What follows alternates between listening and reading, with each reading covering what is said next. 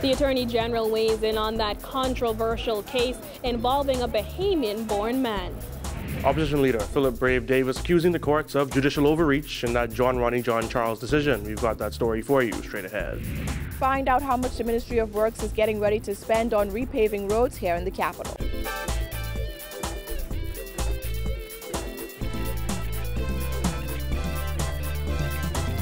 Our news is brought to you by Alive, the nation's newest and best LTE network. Good to be alive. Welcome to our news, and thanks for joining us. I'm Kyle Joaquin. Topping news tonight, Attorney General Carl Bethel QC fired back at Attorney Fred Smith today over the filing of a constitutional motion in the Ronnie Charles matter on Monday. The motion called the recent arrest and detention of Jean Charles over the weekend unlawful and called for the imprisonment of the AG and Immigration Minister for contempt of court. Jasmine Brown reports. Outside Cabinet this morning, Bethel did not hold back as he weighed in on Smith's actions. We will not be rolled over with some hastily filed and served action on the day. We objected to it. It's not before the court. Mr. Smith can file whatever he wants to, and we'll see how that stands up when the substantive hearing on that application is made. In the notice of motion for constitutional relief that was filed in the Supreme Court the same day he was released, John Charles is listed as the applicant, while Immigration Minister Brent Simonet and Attorney General Carl Bethel are listed among the 5 respondents. The motion that was filed by the Bahamas-born man's attorneys stated that the actions taken by the respondents since John was returned to the Bahamas on February 3rd constitute contempt of court.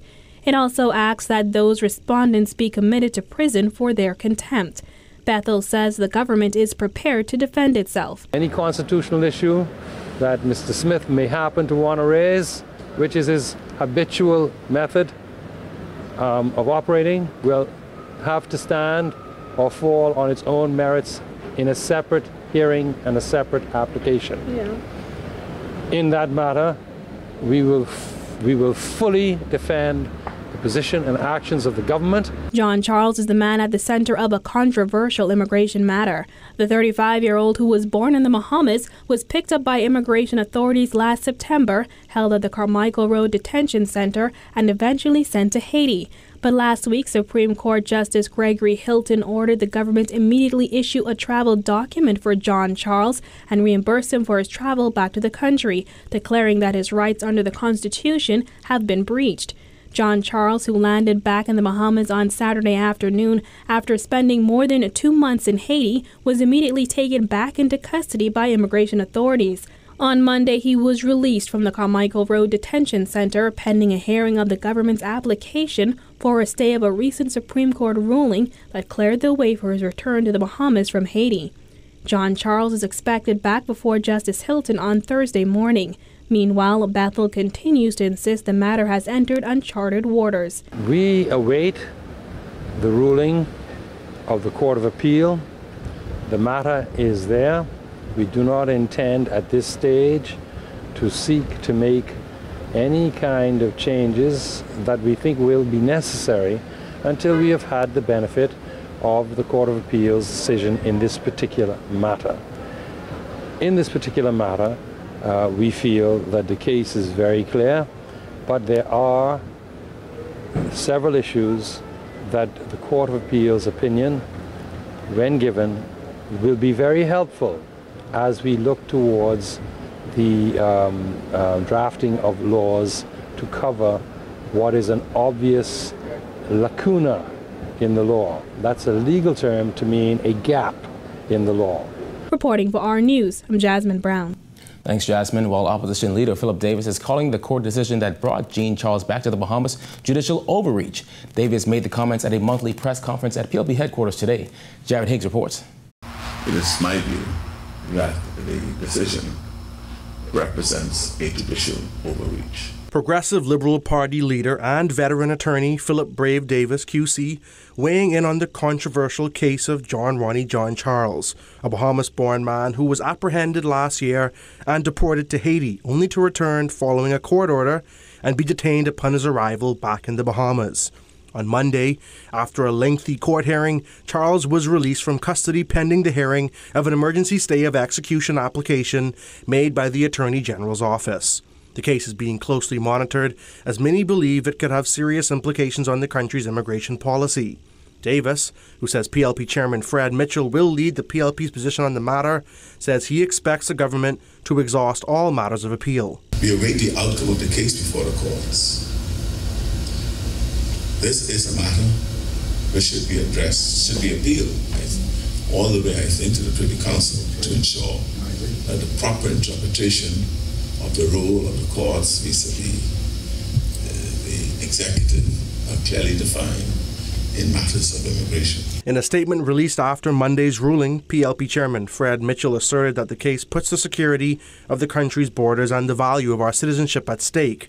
He also added that while the matter is being appealed, the laws should be immediately amended and enforced retrospectively if necessary. Now, John Ronnie is expected to return to court on Thursday at 10 a.m. That's when that stay application is expected to be heard. Reporting for our news, I'm Jared Higgs. The stage appears to be set for a showdown between House Speaker Halston Moultrie and Engliston MP Glenys Hannah Martin. Moultrie named and suspended Hannah Martin during last week's sitting of the House of Assembly following an at times heated exchange between the two. Hannah Martin and her PLP colleagues have since accused the Speaker of surpassing his authority, with Hannah Martin vowing to show up for tomorrow's House sitting despite an order given to the Sergeant-at-Arms not to let her inside. Opposition leader Philip Brave Davis says he made his case to the leader of government business, but he couldn't say whether the issue will be resolved before the House of Assembly meets tomorrow.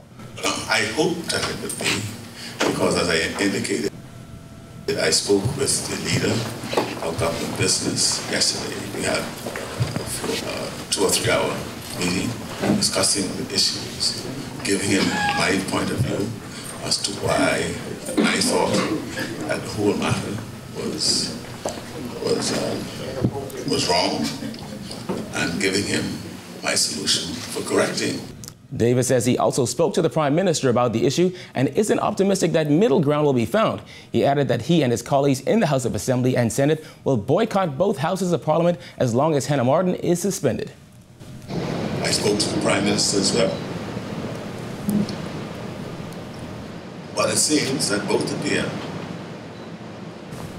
yesterday and the Speaker yesterday announced positions publicly.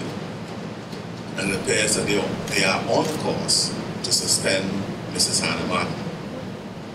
And we will stand with her if she is suspended and not returned to the House or the Senate as long as she's out.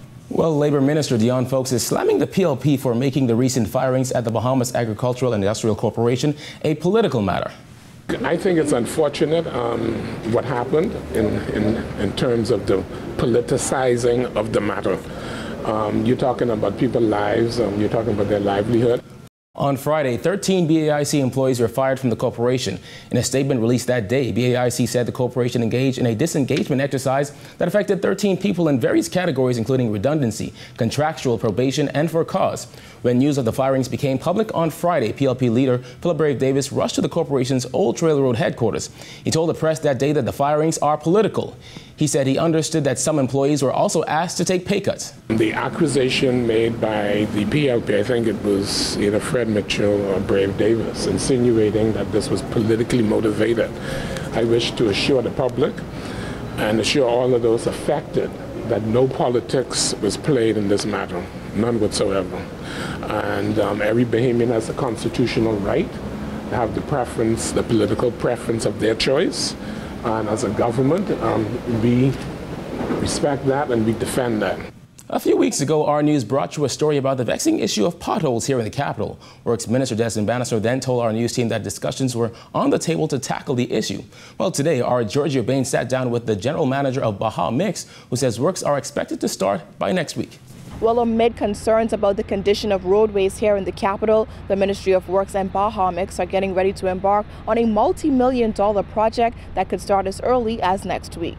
Within the next 5 days, General Manager of Baja Mix Ryan Ramming and his team, consisting of 2 crews of 8 persons, will be in the Farrington Road area to begin the repaving project.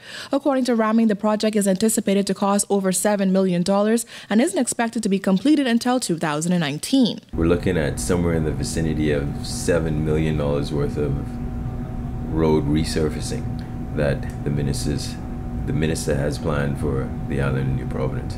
We must take into consideration the coordinating efforts of the utility companies and their work and the timeline that they're going to place on exactly what has to be done. Several other areas have been identified, including streets in the Pinewood Gardens area that are prone to flooding and potholes. Roadways with utility issues and drainage problems are among those being tackled first, and Ramming says he hopes to get those issues fixed once and for all. But drainage will be addressed in the Pinewood Gardens area, and most of the streets that we have to overlay, we have to pay close attention to the existing drains.